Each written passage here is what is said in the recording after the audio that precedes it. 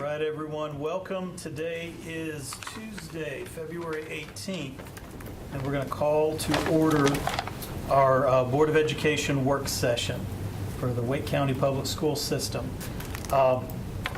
We have a short agenda today, but we have some closed session items that I would like to get to if we conclude our work session early. The first item on our agenda for this afternoon is a review of the WCPSS Board of Education federal legislative priorities. So, as you know, we had some discussion about this yesterday. Sorry, discussion about this 2 weeks ago. And we had asked everyone to look at it, send in any thoughts or proposed edits. I know that it's hard to evaluate a document like this in the current environment because it seems like there's new information coming out of Washington every day or sometimes several times a day. But the feedback that I've gotten back was that everyone thinks the programs that we list here seem to all be very high priorities. And we'd asked for anyone proposing changes to bring those changes to us by last Friday so they could be shared with all of the board members. We did not receive any specific amendments or suggested changes.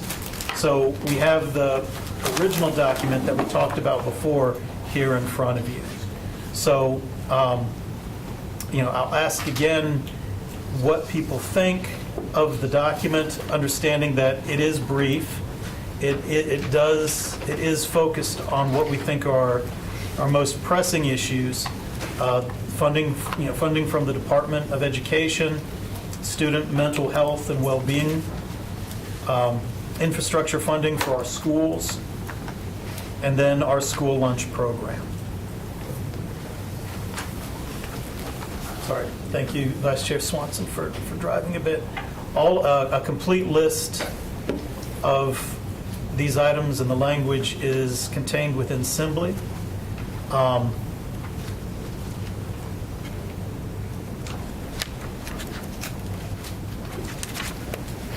I could talk at great length and detail about all of these items, and I'm sure you all could too, but I don't want to talk past the sale if we're all in agreement. Does anyone have any specific comments or feedback on anything within the agenda? All right. So originally we had this item planned to come to action tonight at our original board meeting. When we were planning for this meeting, because it was going to be reviewed again in work session, we did take it off the action agenda because we don't like to have something on work session and then come to the board on the same day. But if everyone is good with the document that we have now, what I'll do is when we get to the board meeting, I'll entertain a motion to amend our agenda so that we can have immediate consideration of the federal legislative priorities. Sound like a plan? Yes. All right, I see thumbs up and nods around. Great, thank you. Well then with that, what we'll do is we will turn to our next item, which is board governance and engagement. Superintendent and board attorney will share information on the roles of the board and superintendent, their engagement of BOE members with staff, and discuss policy recommendations. All right, and this, I think, will be led by our superintendent, Dr. Taylor. Thank you, Mr. Chair. And I will give Jim an opportunity to pull up the presentation. I hope that this clicker works. That it does. So as we know, Brandy Bridges was supposed to come and do a presentation with the board during our December 4th retreat, but he was not able to be there. So I will take an opportunity to share some thoughts on board relations and engagement with the superintendent as well as staff. But we do recognize that later in the year, this summer, when we have another retreat, we hope that Randy is able to come back and continue conversations about the relations that we have as a board. I just think this is a great time for us to have this conversation and really level set in terms of what the expectations are that we have for each other as board members and also as a superintendent. And ultimately how we continue to create better communications and how we engage with each other as members of the leadership for Wake County Public Schools. And so ultimately, what the board expects you to accomplish, and that means to me, I can tell you the first thing for me is obviously a great honor to be selected to lead this district, and nothing is going to be more important to me than to be able to work with the board and make sure that we work towards the same goals. And the board has recognized the great work that has been done by this district, and we want to continue to make sure that our focus is on what we need to do to improve. And I know as a board, it is about academic growth for all students. A lot of people may look at some of the initiatives that we have as a board, but the one thing that I recognize is every single person on this board is really about all students achieving and excelling. There is the idea of quality support for staff. You all have made clear to everybody in this community that the only way we get better as a district is based on the staff that we have. So we appreciate that. You all have certainly said to me that we want to have better systems of management as a school district, meaning that we want to make sure that systems are in place that help us to be productive, and ultimately that we have a lasting set of principles and processes that have evolved, as we evolve as a district. And so I think you guys have been clear about what those accomplishments should be. But I also recognize that there are realities that we all deal with in today, and things are not always as we would want them to be.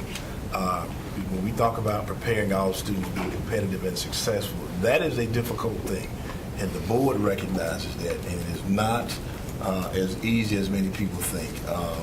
I know that the board has this idea of going beyond incremental improvement.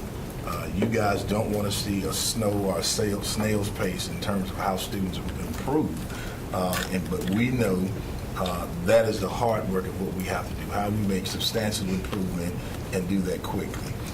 You obviously have heard conversations about how we do this in terms of diversity for all students. We know that's something that is certainly what we have to address as a school district now. Things are a little different. I think the biggest thing for us is definitely dealing with financial barriers that can slow the work. And I think as a board, you all have expressed to everyone that this is a financial time that we've got to be a little more intentional about how we look at everything that we do. And certainly you guys deal with all of the local factors that are here. I think the biggest introduction to me was student assignment and how parents certainly give their thoughts about that.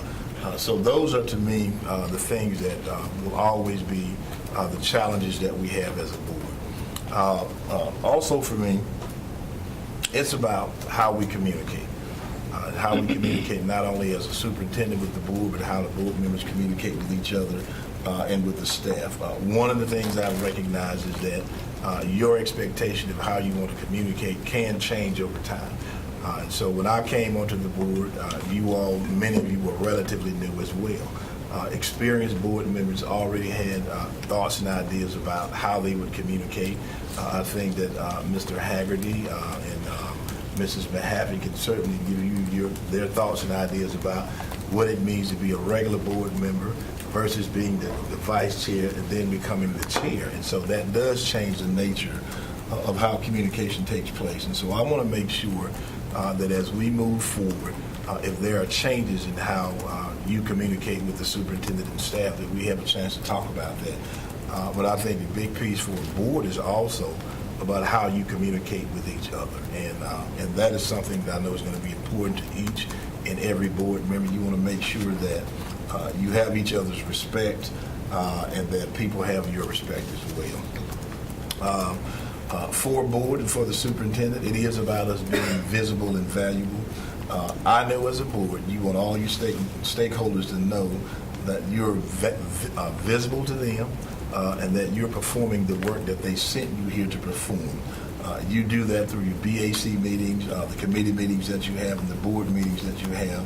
And so that visibility allows the public to evaluate us and to evaluate our effectiveness. And so they use that to determine if we're doing the work. And I also know you want to be valuable to your constituents. Are you able to provide the change that the stakeholders expect you to bring? The difficult thing for a board is that you are 9 different members elected by 9 different districts, and that could be potentially 9 different sets of expectations that they have for you. But at the same time, you've still got to be able to articulate to your constituents that you are there to represent specific concerns that they have, but also those concerns as an entire school board. And that is where the work I know gets difficult for you. This work also calls for what we view as trust and collaboration. For me, this is one of the most difficult things for a board. It is the fact that you have to trust that every board member has the right intentions, regardless of what personal feelings may be or things that you may hear at a board meeting. But it is about how you trust each other and know that the superintendent, the staff, and yourselves, you're doing this work because it is the right thing to do. And that's where it takes a lot of trust among board members. But I think the more important thing is the collaboration piece. And we can have trust for each other, but if this work is actually going to get done, there has to be a tremendous amount of collaboration. And so I learned a long time ago that when there's a board, the first thing that you need to do is learn how to count. And when we think about this board, what is the magic number? 5. See, that's it. If you can't count to 5, then no matter what you feel your influence may be, the work is not going to get done. And so that is the thing that I will always remind the board of, is that you're going to come here for specific reasons. But at the end of the day, it is about how you reach that magic number and move legislation and policies forward. So that's something that I know each of you consider as a board member. Sometimes you may lose sight of that and forget about it.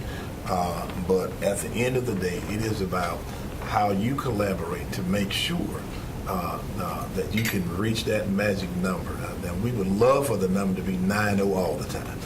But I do understand that's not always going to happen. And so a big part of what we have to do,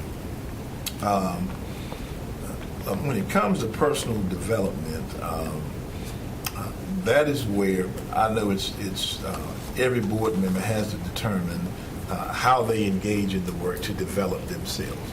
And so that means knowing and understanding the committees that you serve on. Is there something that you need to do to enhance your skills and abilities to be able to lead this work?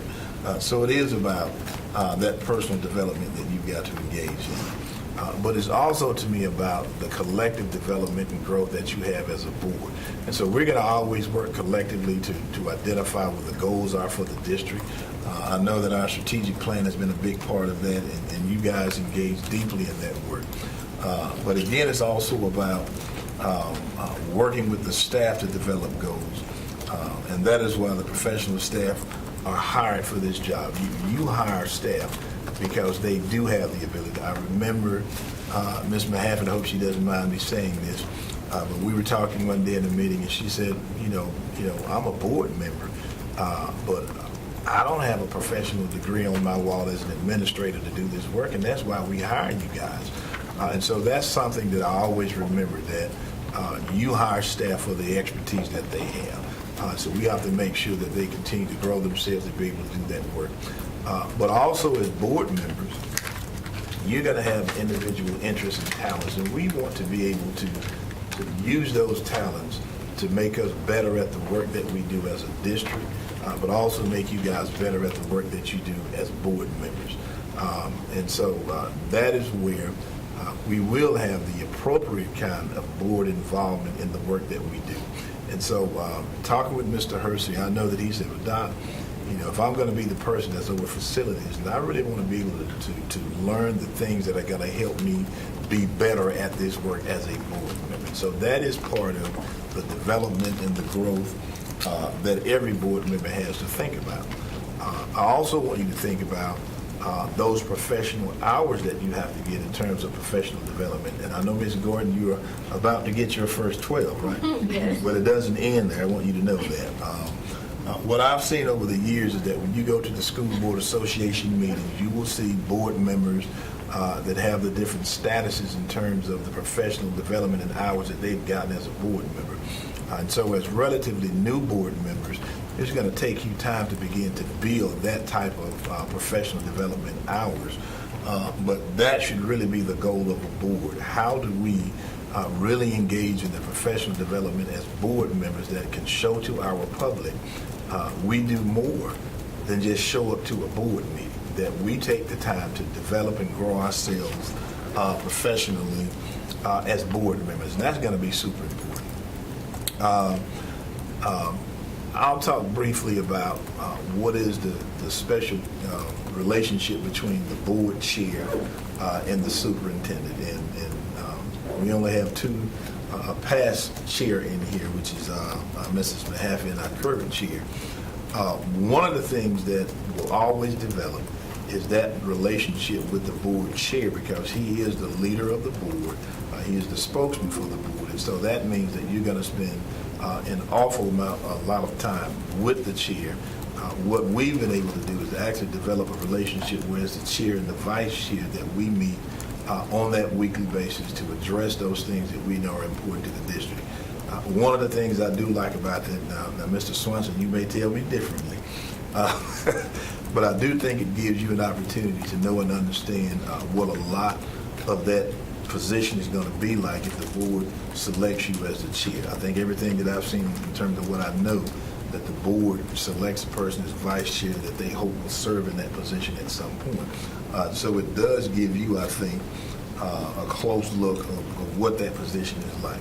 And so I always try to remind board members that that is a relationship that the chair and the superintendent will always have. But in the same time, it's also about not neglecting other board members, because you have to make sure that you meet their needs. So that is something that I know as a superintendent of many years, I've tried to make sure I develop that relationship with a board chair. But that's going to change every so often. And so anybody who's new to the chairmanship, maybe Mr. Haggerty will share this at the end, but sometimes it can be much more than what you thought it was. But I would tell you guys that the chair absolutely needs the support of everybody on this board, because it is one of the most difficult jobs, trying to manage and work with 8 other individuals that at the end of the day, the only people you're beholden to are the people that sent you here. And so remember that that is part of what he has to be able to do as a board chair, to manage all of that. I also know that there are some things that we have to be careful not to do. This is not just for the superintendent, but it's everybody here. It's about how we criticize the past. And so coming in as a new superintendent, one of the easiest things I can always say is, well, this wasn't in place, and that wasn't in place, and blah, blah, blah. That's not my role as superintendent, to talk about what wasn't done in the past. It is about knowing how we move the district forward and doing the work that's necessary now. I also give that advice to board members as well, that your role is not to criticize what has happened in the past. It is to really look where we are as a district now, what resources and processes that we have to put in place to make sure we can move the district forward. I also have to remember not to neglect communications with everybody at the board. So when we talk about that special relationship with the chair and the vice chair, we're going to have that constant communication. But I also have to make sure that I still have that connection with everybody here. One of the great things that I think we've been able to do is reach out to board members and say, how is it that you want to be able to meet with the superintendent? And some say, look, I want to meet on a consistent basis. And some say, look, I'll check in with you every 9 weeks and I'll call you when I need you. And so one of the things that I will always look to board members for is, has that changed for you? I recognize that when I came in October, most of you had been here for 6 months, and I was the 3rd superintendent, and you probably went through several iterations of how you communicated. So I do want us to be able to level set and say that now that I've been here X amount of time, this is what I'd like to see in terms of how we communicate. So you guys will have time to think about that, and Ms. Gordon, whatever you may decide, and we'll give you 8 months, and you may be completely different about it. Doc, I want to see you only at the board meetings. And that's, I also have to be careful that the board is not surprised about anything. And I can tell you that as superintendent, that river changes all the time. That you can send things constantly to the board that you believe they want to know about, and the board doesn't care. And then there'll be things that, well, the board's not going to care about that. And then I get 9 phone calls. I get one from Chris first. He's, look, man, they're blowing up my phone, man. What's going on? I said, what are you talking about? And so it is about not making surprises for the board, from the superintendent, and from administration. So the one thing that I will always ask board members is that if priorities have changed in terms of the things you want to be updated on, then you got to let me in administration know it. So we can think one thing is obviously something else. I also advise the board and myself about how we deal with change. And one of those things is knowing and understanding that we have to be have to have intention about decisions that we make, and that we not change things too fast. I also recognize that we don't want to be super fluid in terms of how things happen as well. But that was one of the things that I promised you all when I came here, that if we're going to indeed be a part of the long game, then some things that need to be changed in the district, part of that is changing the mindsets and changing the culture of the school district and the community.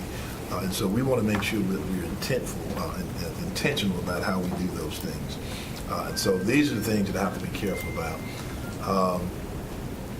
And so this is something that I know a lot of people will look at a board in terms of how they make decisions and whether or not the board is unanimous in those decisions that they make. And so one of the things we want to do as administration is always make sure that we give you information that can help you make good decisions. And that is the most important thing that we can do. One of the things that I promise you all as a superintendent is that I will not give you information to make the decision, for you to make the decision that I want you to make. That is unfair to a board. It is about me as a superintendent giving you information so you can make informed decisions. I always look at the kind of conversations that take place at this board table with me and with administration, and I do want people to make sure that they don't ask non-threatening questions to the board. Because at the end of the day, who do we all work for? We work for the board, and so we want to make sure that there's a good way that we can communicate with the board, that we give you information where you can make informed decisions, and that we always keep the work focused on students. And so I recognize that boards are not going to always be unanimous. We recognize that, but part of our work is also making sure that when we give you information, it's information based on the professional judgment that you ask us to make, and that puts you in a greater position to be unanimous or closer to the decision that you make as a board. Again, they may be, 8-1, 7-2, sometimes 5-4. We know that's going to happen. But I always ask the board to think about, when you look back at your votes, do you believe you have a tendency not to be agreeing on everything? And that gives us a chance to step back and level set and see if there's something that we can do different to better do that. One of the things, when we think about, I may have missed this slide. Yeah, that's right. But I also like to think about the operating principles that you all have as a board and the roles that we all play. So we're all part of the leadership team. That is the first thing I want us to recognize. And that there has to be, again, that communication, that cooperation, that support for everybody. I won't lecture the board again about judgment and trust, but that's all going to be part of those operating principles that we have as a board. I'll talk more in a minute about how we deal with staff complaints, our citizen complaints, and I'll talk more about the board meetings. But those things that are going to be part of the operating principles that we have as an organization. I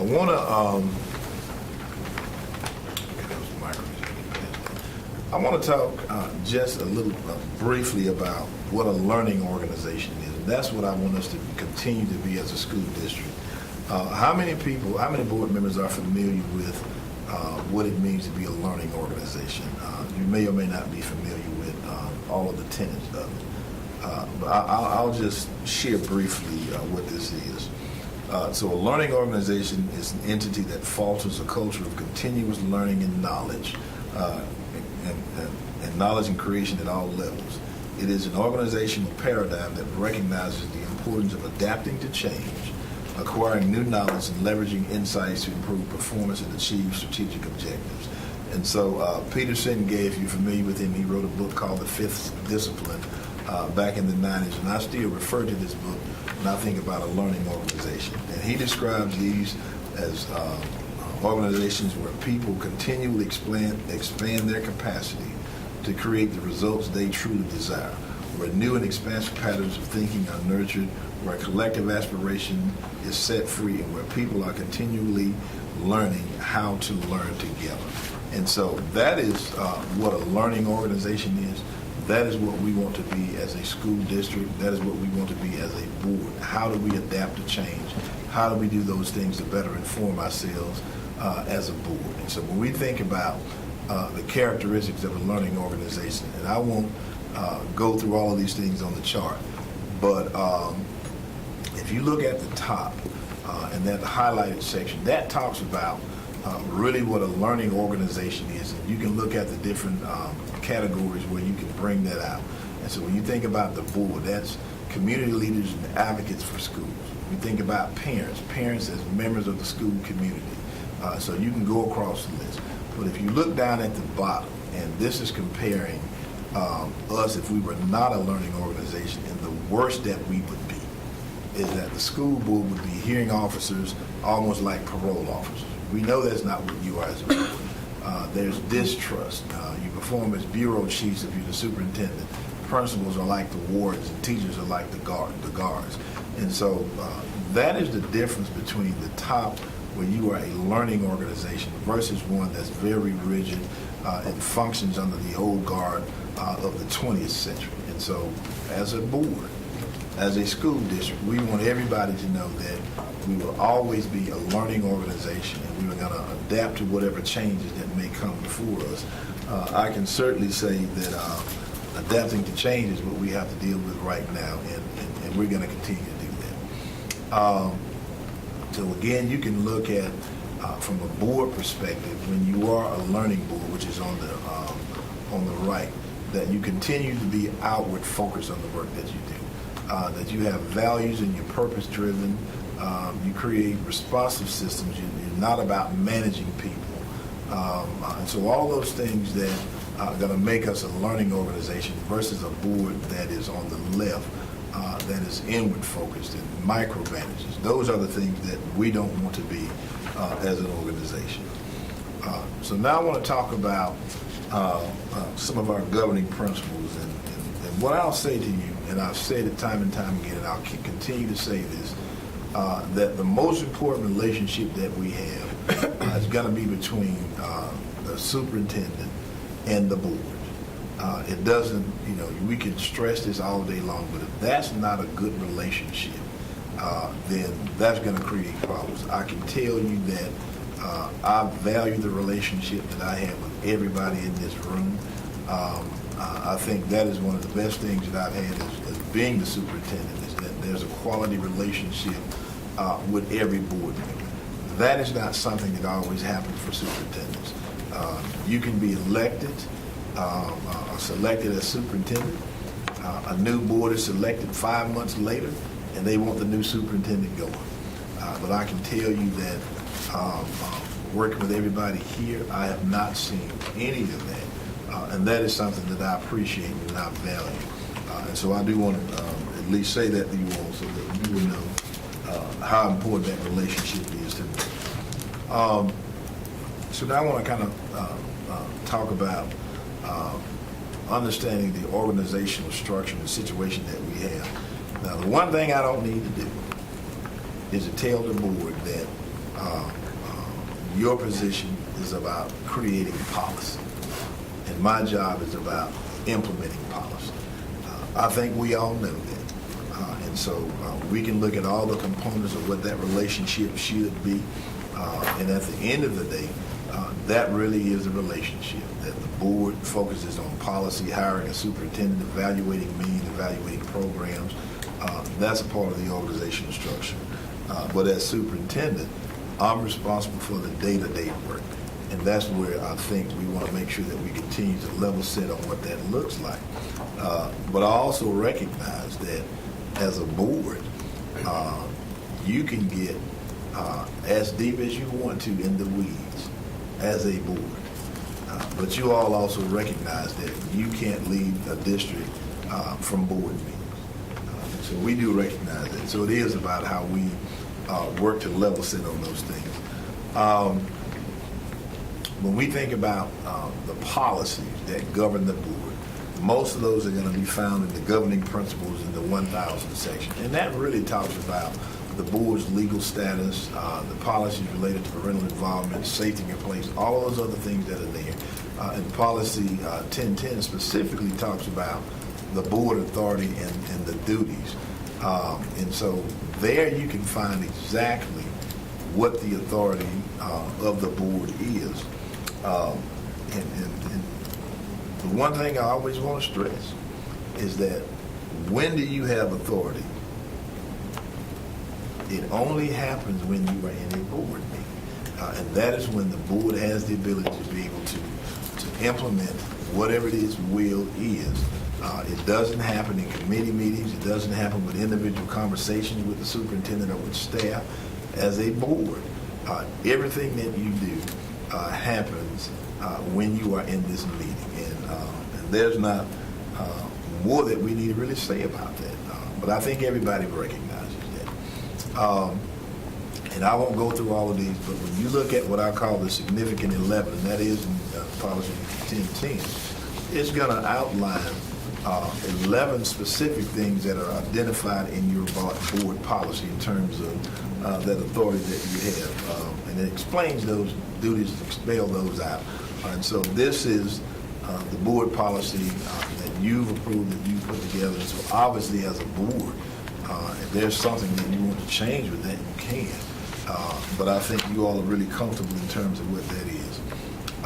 When it comes to board operations, that's also found in the 2007 policy. So that really does talk about how I should keep you guys informed, the operational functions that you have, your legal status, how you're elected, how you fill unexpired terms, how you deal with conflicts of interest. So all of those things are things that I would encourage board members to revisit periodically so that we can all be aware of what those things are. And so I know, Ms. Gordon, that's something that's going to be interesting reading for you as a new board member, is going through the series 1000 and 2000 and knowing exactly what you're supposed to be doing as a board member. So one of the things I want to do now is talk a little bit more about engaging with staff and kind of what those expectations might be. I recognize that as board members, you all have some really good relationships with staff members in the district. And one of the things I've always said is that I want to make sure there's a healthy opportunity for board members to be able to talk with staff, get information from them, and that I'm not the person that's standing in the way. But with that, I also recognize that requests really should come through the superintendent. And so there are things that may be general things that you have, but if there are specific requests, we don't want to put staff in a position to where they're getting requests from 9 different board members at different times and they're not able to do the work that they're performing.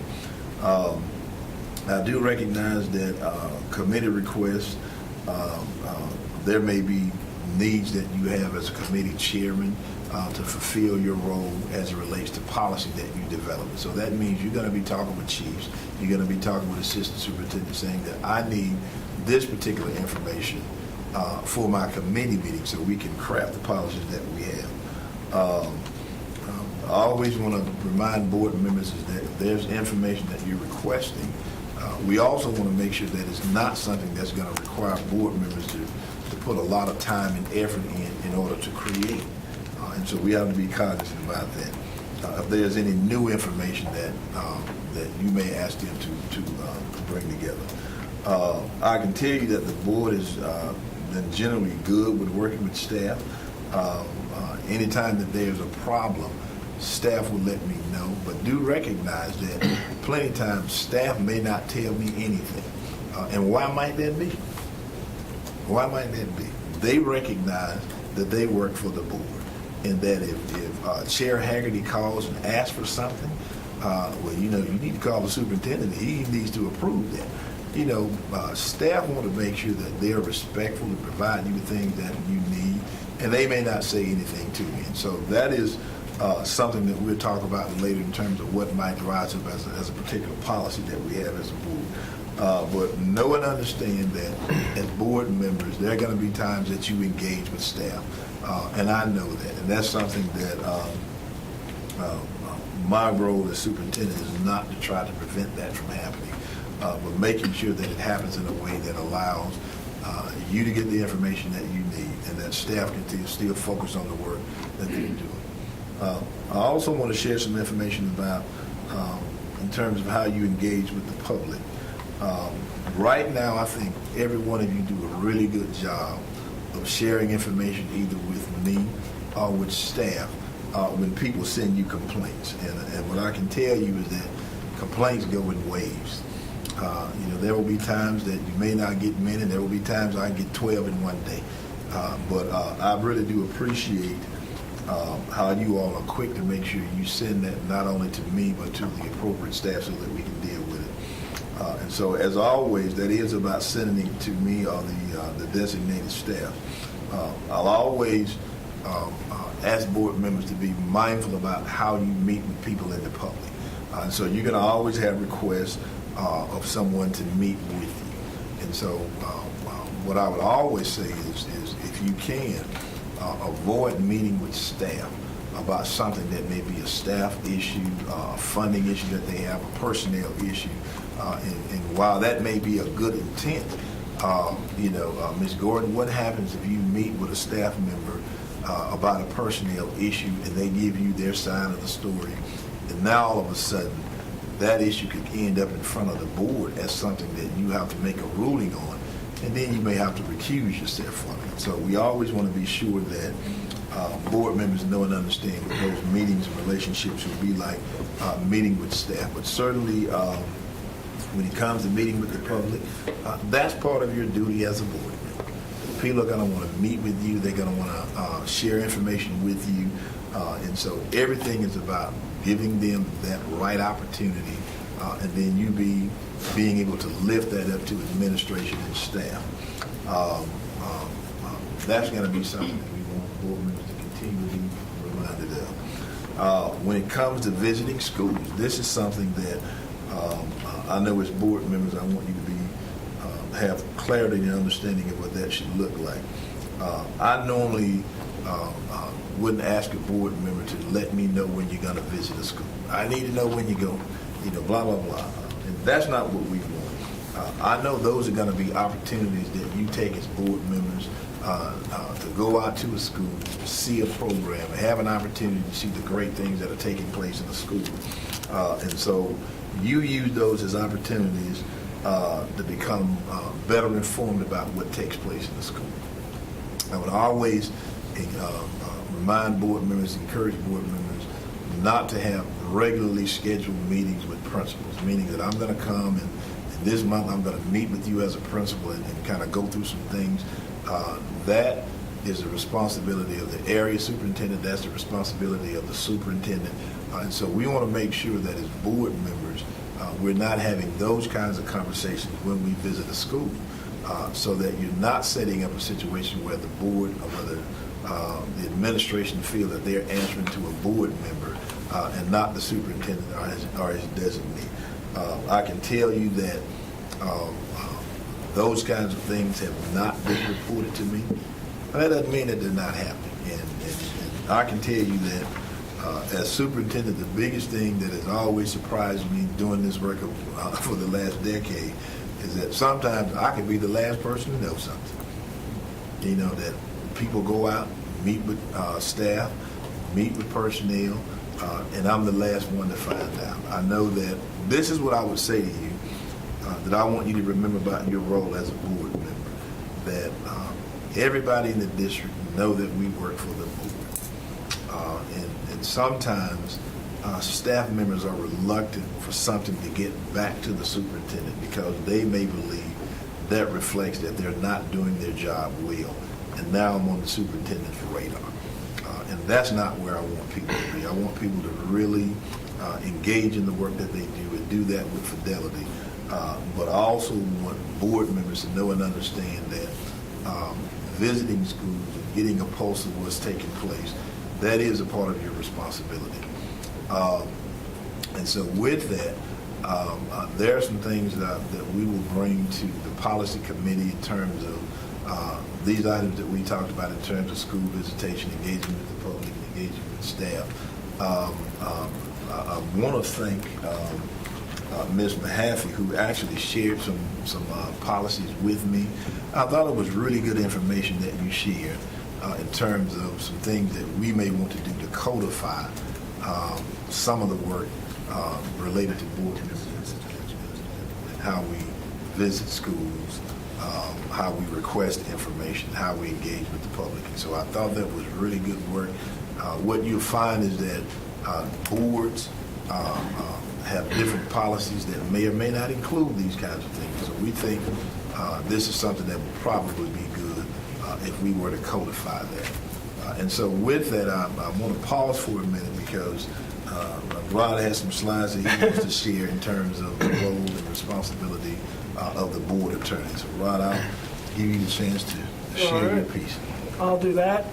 First of all, I only have 3 slides, so that should tell you that there's not a lot that I really wanted to cover. But I did think when I talked to Dr. Taylor, it did make sense to maybe back up a little bit and talk a little bit about the relationship between the board and the board attorney. And as you may know, you have a policy 2610 that covers hiring the board attorney. And sorry.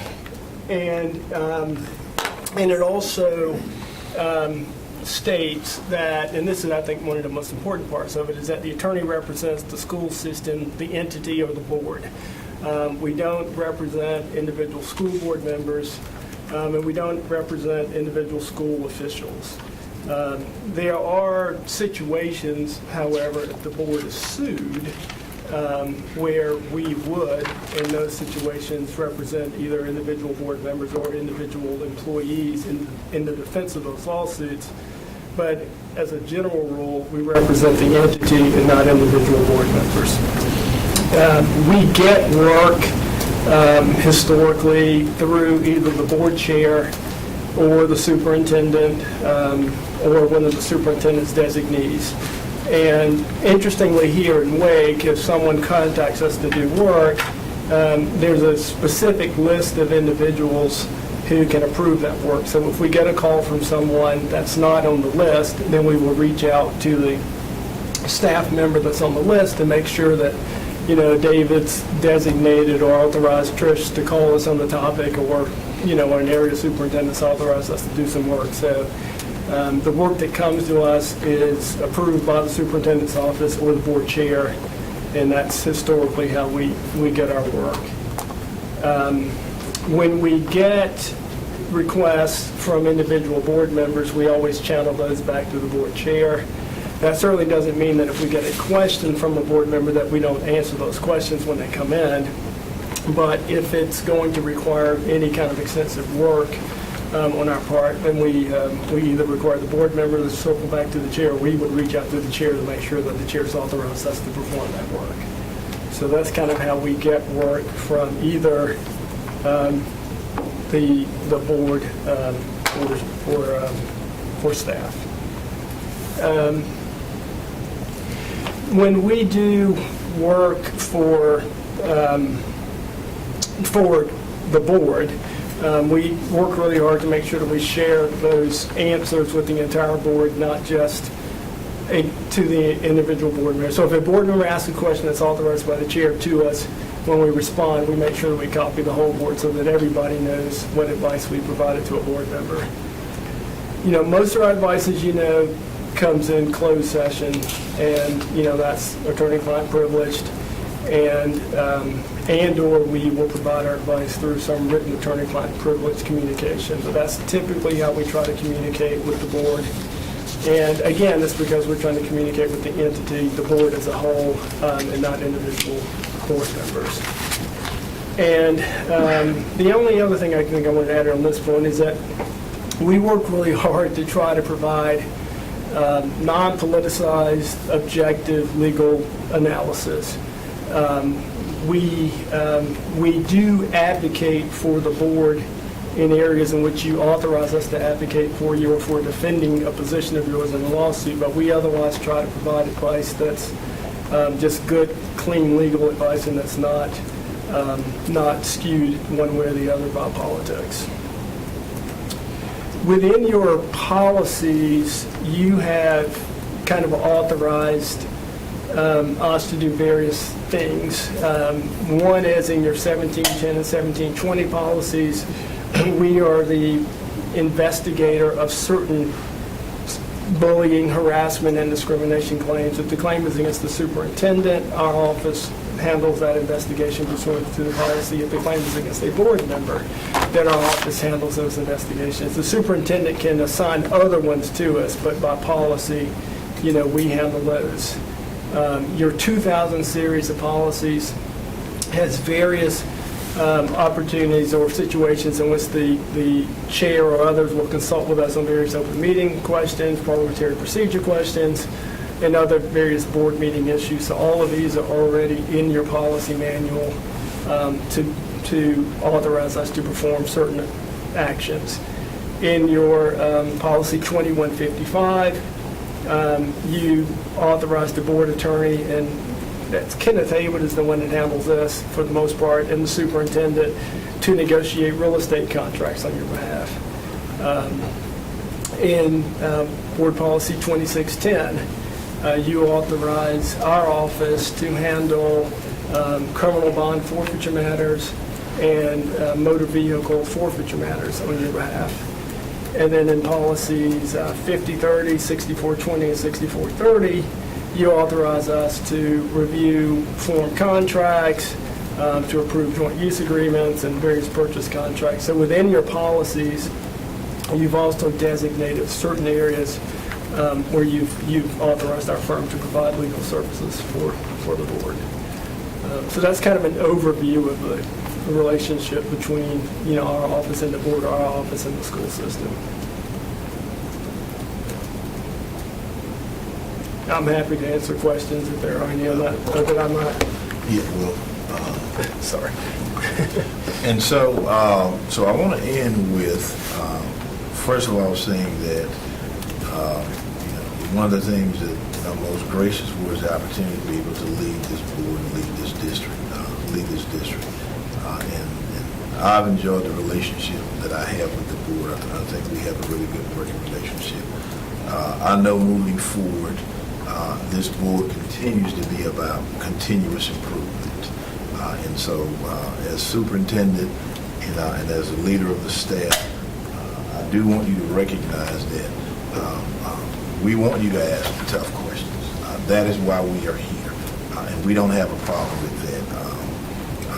That is how we get better as a district, that you take your role seriously as a board member about how you develop policy. I always want to stress to the board that I know that your goal and desire is not to be in the weeds. I recognize that. And the only thing that you can do as individual board members is to ask yourselves, am I doing things that put me in the weeds? Ask my fellow board members, am I overstepping my bounds? Do I need to dial it back? I also want to say to the board that your role as a board member is about self-monitoring. And so there will always be this idea of what the superintendent can do to make sure a board stays in line, what the board chair can do to make sure a board stays in line. The board chair runs a committee, runs a board meeting through Robert's Rules of Order. That means that everybody in the board has to be willing to adhere to Robert's Rules of Order. But if we as individual board members decide we're going to say what we want to say, do what we want to say, what can the chair do to you? What can he do to you? I mean, I think the last time I checked, there's some legal things that can cause a board member to be removed. But ultimately, it is about how we agree to work together as a board and respect the authority of the chair and respect what Robert's rules and orders are. I recognize that, and I know you all as board members recognize that.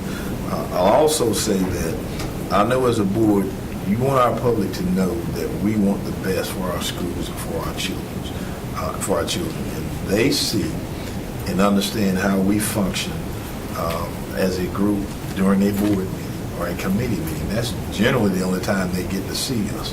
And so we want people to recognize that our goal will always be to work towards consensus. That is why we are on the board. This is why you are board members. And we don't want there to be any ambiguity or confusion about what the intent of the board is. It is about holding me as a superintendent accountable and holding staff accountable so that we can work towards continuous improvement. And questions will get tough sometimes. We recognize that. But I hope that everybody knows and understands that as board members, you take your job seriously. And I think that is what I appreciate more than anything as superintendent is that you all don't see this as a pass-through. You are really committed to this work. And I think that's important. I know we can continue to send that message to the board. And so with that, I welcome any comments the board members may have or any questions that they might have. And Mr. Chair, I'll turn it back to you. All right, thank you, Superintendent Taylor. So I appreciate the presentation, and one of the things that I want to say as chair is that we all represent different districts, but as chair, I also feel like I work for all 8 of you as well. And I want you to be successful, and I want you to accomplish what you want to accomplish. We all want to get things done, and I admire that sometimes we come up with like ways to do something new, or maybe something that's a way that hasn't been done before. And sometimes there's a reason why we haven't done it before, and sometimes when you come to me as chair, I might not know that reason. And so sometimes some folks have come to me with what seemed like a really good idea, and I'm like, yeah, this is a great idea. And then I found out after the fact, well, maybe I should have talked to the superintendent about it, right? Or maybe I should have talked to staff a little bit more about it. And so I'm going to pledge to do better myself. And I think the best thing that one of the best things we can do is, just know and trust that we all have the best intent, and that people are working hard to try to get things done and get changes done. And then as board members, when we don't see change or we see what look like the same results, it gets very frustrating. And there's going to be different things that will trigger different individuals differently. Sometimes, and I'm speaking from the board, just to the superintendent here, it can be if a speaker shows what we perceive as disrespect to board members, interrupting them or dismissing them. Or sometimes it can be when information is presented that seems contradictory or conflicting with other information that we have. And so, when that happens, board members, I think, can respond a number of ways, but we want to respond in a way that's productive, and that, we're working together as a team, and we're working together as a team with staff to get good things done. And I think there's nothing wrong with having new ideas or questioning why we do things a certain way and wanting to do them another way. But we also need to ask the questions about why it's done a certain way, or if we can proceed in a certain way before we get too far ahead of ourselves. So with that, I'll open it up to questions or comments.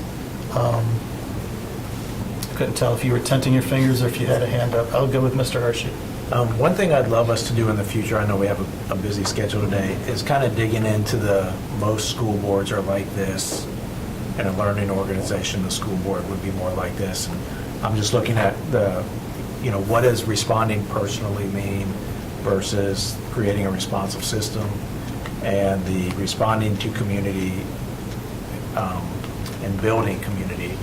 And I can guess on my own, but those are a couple areas where I would love to dig in, and whether it's just me individually with somebody for some training or as a board. Vice Chair Swanson.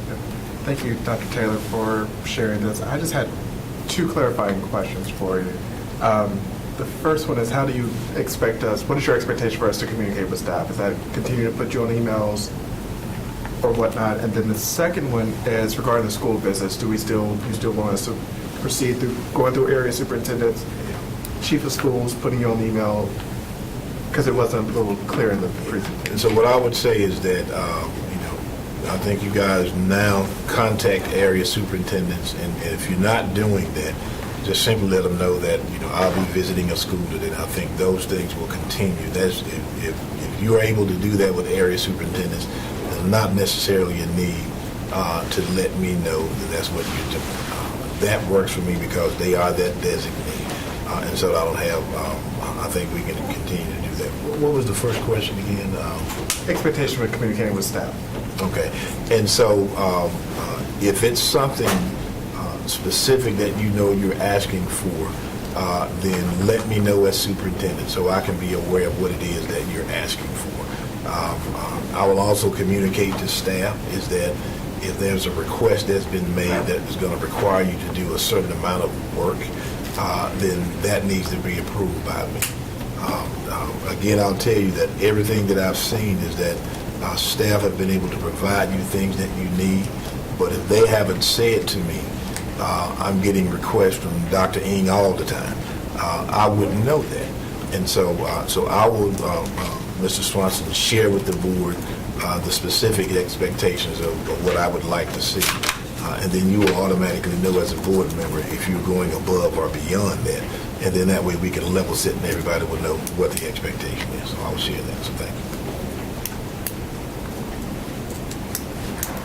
Okay. Do you want us to go into closed session? I do. I just wanted to make sure if there were any other questions. I think some of this is about expectations. And, Dr. Taylor has also talked about expectations and how we deal with staff, but just having conversations about how we work and communicate with each other, assuming good intent, trying not to surprise folks, and being transparent with communications. We might not all agree, but if we can work together and work together professionally and in a civil manner, we can get a lot of great stuff done. So if there are no other comments, we'll leave it with that, and we will entertain a motion. Ms. Rice. For point of clarity, I've heard a lot about how the board is expected to do what it's supposed to do. So help me better understand, how does the board help the staff understand that a direction may be the right or the wrong direction that it's going to get the outcome that we are expecting as a board, who have to answer to its constituents, not being necessarily all on the left side of the column, but actually working on the right side of the column as well. I want to hold a realistic expectation of this presentation of real life in real time. So I would like to know what are your expectations around that, because while we trust and believe that everybody has the right intentions on both sides of the aisle, and if I can just stay, I won't even talk about the past. Let's talk about the current. If we look at our current data and our current state of where we are, how do we get better? So we won't even talk about the past. Let's talk about where we are right now. How do we get better? If our job as a board is to create governing policies that move us in a positive direction for student learning with the right outcomes. How do we communicate with you and as a team, or bring about a better understanding if the only person that we're going to listen, that your relationship with is the chair? Even if we get, how do we even get to a vote of 5 about anything that's moving in a direction from what's being presented, or whatever the case is, when we don't see things happening that we need to see happen? So I'm just curious, and this can be at a different time or whatever to share, but I think the presentation was really great. It was really good, but I need a little bit more clarity on what we're going to do, because what my lens is that I just saw and what I understood is was understandable, but it leaves me to say, and I'm just being transparent since we're being here. You talked about what do we say when we're together or when we're not. I feel like I'm talking in circles, but No, I know what you're saying. yeah, because I'm trying to be polite, and so I'm really trying to say, how do we help us move in a different way when it's not moving in the direction that it should be going, Yeah. by following these governances, which are important. And so the first part of that is really about consensus that a board has about what you want to see. And so those conversations do take place here. Those are the questions that you absolutely ask when you're at a meeting. And the example would be if you're the chair of a particular committee, and then as a committee, as a chair, as a board, you may decide that we want you to bring data that shows us where you're tracking in this particular area. And then you can give your feedback as individual board members during a committee meeting or a board meeting about what we presented to you. The board has to have consensus on what those goals are, what the metrics you want to see to determine whether or not we're actually making progress on what we've agreed to as a board. And so part of that consensus would be one board member may say, we need to eliminate this program altogether. And other board members may say, well, no, we think this is a great program. And so that is a board reaching a consensus about what they believe is good or bad. And so part of your job is always to ask those questions. That's what you're supposed to do. And when these presentations come in front of board members, you do have the opportunity to ask questions. You do have the opportunity to say, well, you know, now I've seen data that says something that's a little different than what you presented. So can you better explain that? And so that is the role of the board, to make sure that as a group, you have agreed on what you want the outcomes to be. And again, that can't be an individual member. And we as administration can't have thin skins. If you ask us tough questions and we're not delivering the metrics that you've asked for. But it does really start with the consensus of a board in terms of what you agree on as the metrics. But, you know. So Right, I have if I may, can I build on that and then to let you follow up? I think one of the things that when I came on this board, I was very frustrated with is that sometimes I would come in and I'd feel like I've sat here through a committee meeting that's gone on a really long time, and then we had maybe 5 to 10 minutes of questions at the end.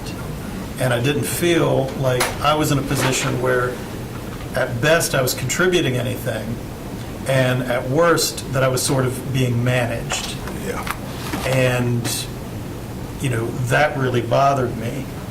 And, you know, over time, I've sort of learned different ways to, you know, advocate and bring up the issues that I want to see addressed, and through the superintendent and senior leadership team, kind of try to raise those issues up and push some direction.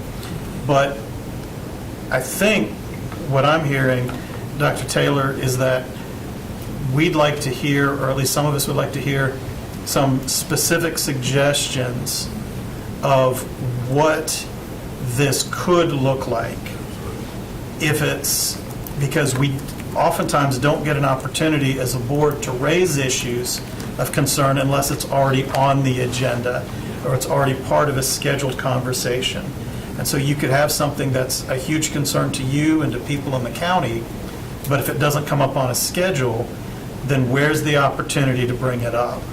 And so if there was an opportunity to have, I won't call it like an open meeting and work session where it's, no agenda, but a way for board members to bring specific questions or specific issues to you on a frequent basis so that we could get some measure of like feedback, accountability, and the ability to share these issues. That might be a way to kind of lift up some of these things that, some board members may not be seeing. And then Ms. Rice, I didn't mean to interrupt. No, thank you for sharing. And then the final question that I have is in reference to visiting schools.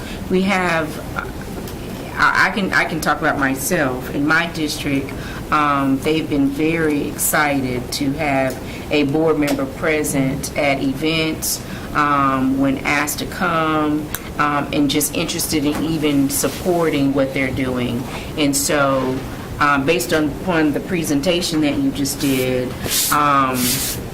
or what have you, how does that reflect relationship with every student and every teacher is still one of our constituents around this table? So how do we support schools and let them know that the people that they elected are in support of them by showing up at their events or supporting them in those ways when we're doing schools? I may be transitioning quickly or something, and I might forget to text Dr. Council or something, but I'm going to something that they're doing or whatever and showing up. So how are we proposing with that, and what does that look like? Or are we violating some type of policy or law because we show up at schools that we are chosen to govern or represent? So first of all, if you show up at a school at any time, you're not violating a law. I mean, it's a public place, and you're a board member, you can go. And so I want to make sure that I'm also clear on what that expectation is, that I'll never say to a board member, you can't visit a school. You got to let me know every time that you walk into a school. What it appears to me is that when you make a visit to a school, reach out to the area superintendent and you let them know, hey, I'm going by the school. I've had board members to say, I want you to do a school visit with me to look at something particular. Those kinds of things happen.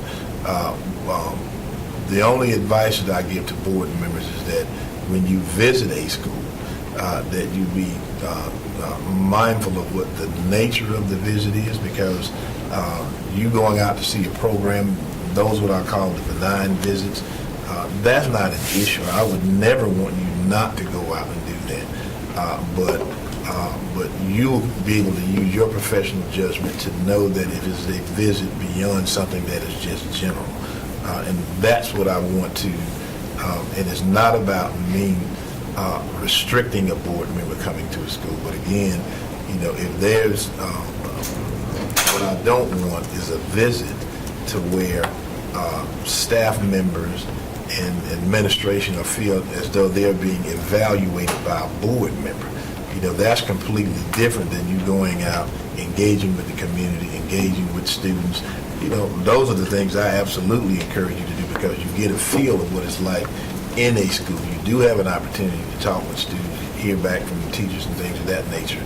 But it's knowing and understanding if that visit is going to be viewed as something that's evaluative and not just a general visit.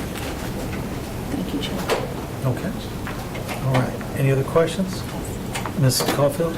I just wanted to be clear, and I think it's kind of sort of what they were referring to, but when you were talking about questions and reaching out to staff, you're not talking about just questions in general.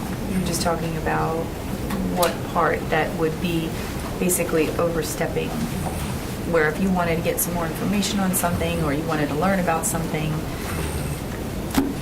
Yeah, and so, you may make a request as a board member that I need information on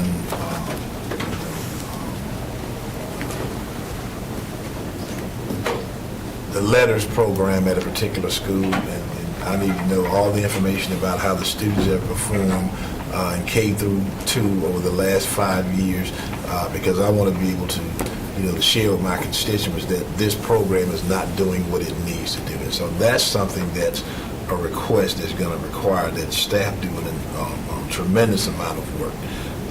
But now, if you have a general question, such as, I got a call from a parent, they were telling me that, our discipline policy doesn't allow us to do so-and-so. Can you kind of help me to understand, what the policy really says? And so asking questions for knowledge and understanding, that's one thing, but asking for information from staff members that requires them to put in a lot of time to develop that report for you, that is something that would be different. And so what I would say is that if you know it's a specific kind of information that you need, then let that come out in a committee request. That kind of goes back to what Chair Haggerty talked about. If there's information or questions that you want to ask, how can we create the forums where you have the opportunity to ask that, and you're not locked in by what's on the schedule and you don't have that opportunity. So that's what I want to be able to kind of help board members to understand, is that if it's a general question to ask for understanding, staff are always there for that. It's like calling the board attorney and saying, can you explain to me what policy 2160 says? I'm not quite sure on what that is, versus, I'm drafting some legislation to send to the General Assembly, and I want you to give me some feedback on it. See, that's something as an individual board member you're doing, and not as a board. And so general questions to ask for understanding so you can better understand a program or a policy, that's always fine.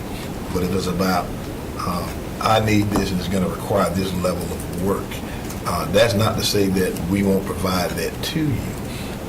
But we don't want to put a staff member in a position where it's going to take them 2 or 3 days to be able to put that together. That's what I'm talking about. Okay, so just to follow up, like, for example, I spoke with you about the AIG and how we wanted to kind of get a little bit more robust conversation going on. And if that is not on the agenda or not on somebody else's specific radar at the moment, how do you go about doing that without actually having the conversation with staff to know what your questions and what deeper information you maybe even need to know about? And so I think that's a perfect example that you have a question about it. It is all right to ask those questions of the staff or ask those questions of the superintendent, but if there's something beyond what may have been shared with you by a parent that requires more research, more digging into, and then that is something that you want to come through the board. And so we're talking about, let's say we want to see something different with our AIG policy. That's something that will come up in student achievement, and I think it's fine as a student achievement chair that you say to academics, we want some information in the presentation about the AIG program because we've had these particular questions, and this is what we would like to see in this report when you come back to the board. And so remember, the goal is not to restrict the board members' access to information. We want you to be able to ask those questions, but we also want you to be mindful that that if you're one of 9 board members, staff could get those questions all the time, and that's what we want to make sure that they can focus on the work that they were hired for. And anything else, it can come through a committee, and we give the board whatever it is that they ask for. So, and just to follow up one more time for clarity, but when you try to answer to your constituents about things that are important to them and things that you hear about repeatedly, and you cannot get that on the agenda, how would you have that conversation? If it's not on the agenda, you can't bring it up at the committee, so you are actually pigeonholed to, you can't talk about it or proceed with anything that may be important to the people that you're speaking to, that do have those expectations of you. And see, and that's where I know that the consensus of a board comes in, that if you've got constituents in your district that are asking about something, and you want to be able to respond to that. But if the rest of the board does not see that as a priority, now you have an individual member that's directing something. And so, again, this goes back to what the chair talked about, is if there are concerns that individual board members have, how do we get those reflected in the conversation if it's not part of an agenda? And so if that, because one of the things I want to know is that as board members, if there are things that you want to see addressed, but you feel you can't do that, then it is my responsibility to make sure we can do that in a manner to where you can do it. And it also falls under the consensus of what a board wants as well. And so that's going to be the difference between being an individual member versus being a board that has consensus. But also, where we want to be able to give you the ability to respond to your constituents, because you are responsible to them to answer the questions that they may have. And so staff always wants to be there to assist you in that manner. So remember that if you ask for something, the only thing I want to make sure is that if a staff member feels that this requires a certain amount of work, they may have to do that. If it's something I say, yes, okay, it's going to take you 3 hours or 4 hours, but I approve for you to do that. And so I don't want anybody to ever believe that they can't ask for information. That's not what I'm saying. I don't want you to ever believe that. But I do want everybody to be mindful that when staff have requests, we want to make sure it's not putting them in a position where it's requiring them to do too much. And, that is the best way I can explain that, but I don't ever want you to feel that there's something you feel you can't get. If that's the case, call me and let me know. And I know we've had really good conversations about those things that you want to see.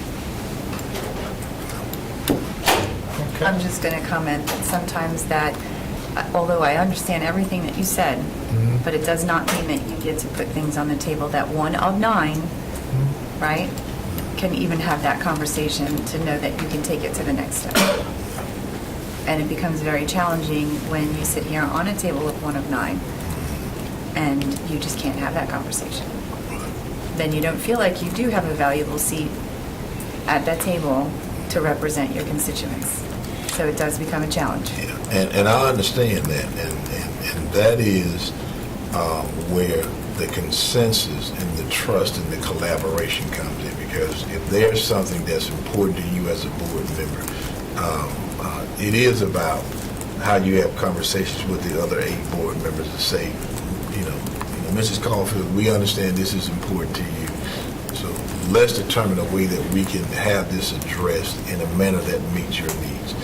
Or it might be a situation where the other 8 board members said, sorry, we're not going to deal with that as a board. And that is, I think everybody here knows as a board member, that is the challenge that you have. It is about, will everybody else agree with you? And, that's the work of a board, I would say. All right. So with that, I would like to call our work session to a close. Before we do, as you know, we have some items we weren't able to finish at our safety and security meeting that we need to deal with in closed session. So at this point, I'd entertain a motion. So we consider confidential personal information protected under GS 143-1, dash 318.11A6 and 115C-319. Is there a second? Does that So- also include all the other reasons listed And on all the other reasons regular listed, board yes. agenda? All right, then I will second. Okay. Motion from Mr. Hershey, second from Ms. Mahaffey. All in favor of moving into closed session for the reasons so stated, say aye. Aye. Any opposed? All right, we'll give the room a minute to clear, and then we will pick up on the agenda on our closed session items.